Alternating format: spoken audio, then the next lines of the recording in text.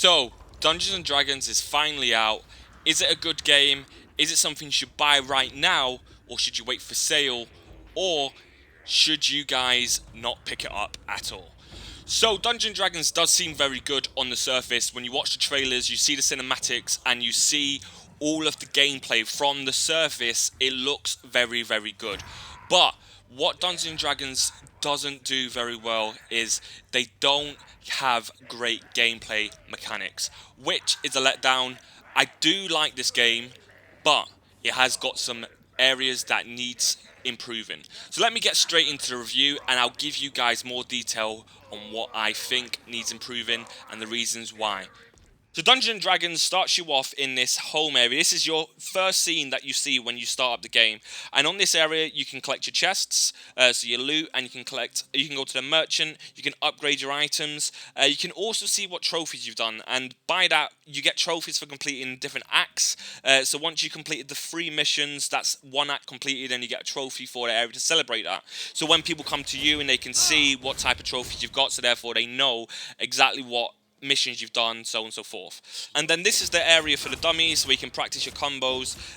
You unlock different combos at the start of the game to the very end. So you have so many different more abilities that you can do, different combos that you can put together. It's good to practice because it gets your muscle memory going. So when you do go into a mission, it's so much easier and simple. When you go talk to the mutant, what you can do is you can upgrade your weapons, you can change the skins, you can upgrade your materials that you need, so they help you upgrade your armor, your weapons and your ring, so on and so forth. I do like this aspect. It reminds me kind of Diablo, but one thing you will notice is I'm playing this on the Xbox One and it's very, very buggy. You've got frame rates dropping, you've got the shader not actually showing correctly, you've got my whole torso missing there. And this is something Cyberpunk did when it came out. It wasn't running correctly on the older gen consoles, and I think this is a massive issue and they do need to fix it. It works really smoothly on the Xbox Series X and the PS5, but on the older consoles it doesn't run as smooth. When it comes to the combat, I do enjoy the combat. The only reason why I like the combat is because you can learn different combos, you can string together different moves and so on and so forth, and you can make it more enjoyable. At the very start of the game, it does seem very rugged, stiff, slow, unresponsive, but that's because you haven't put a lot of time into it and you haven't unlocked different movesets and different abilities. It is fun, but what I do say is once you realise the way people fight or the way monsters fight, so on and so forth, it becomes so much more simpler and so much more easier.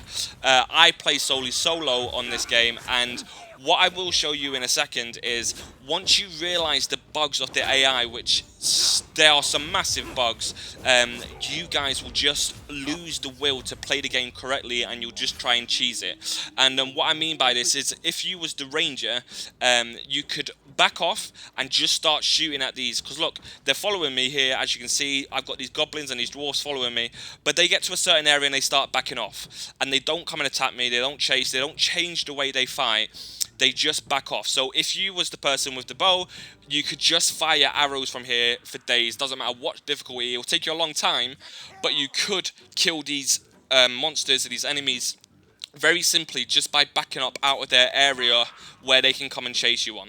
And it also affects the game where you can just run straight past monsters and dwarves and giants and trolls, and you can just cheese the game, and you no longer have to think, I have to run through this, I have to kill these monsters, and it kind of kills the droid, it kind of kills the grind.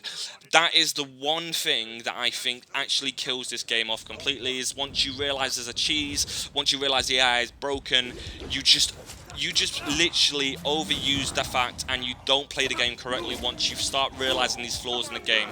There's even a glitch which I have put on my channel if you guys have a look, where you can back out, get all the higher level loot, and then come back and then kill the boss on an easier mission and you get the higher level loot still. It doesn't make you lose the loot even though it says it does. So for me, I do like this game. I wouldn't pay full retail price for this game. I wouldn't even pay sale price. If it went down to a £10 or whatever that is in American dollars, I would pick it up because it is a good little fun weekend.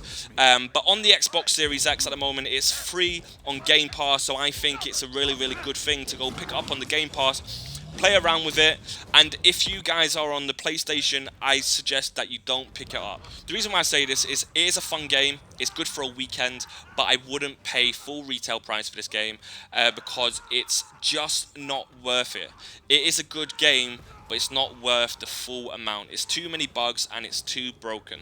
So please make sure you smash the like button, please make sure you subscribe if you want to see more content like this in the future, and I'll see you guys in the next one. Peace.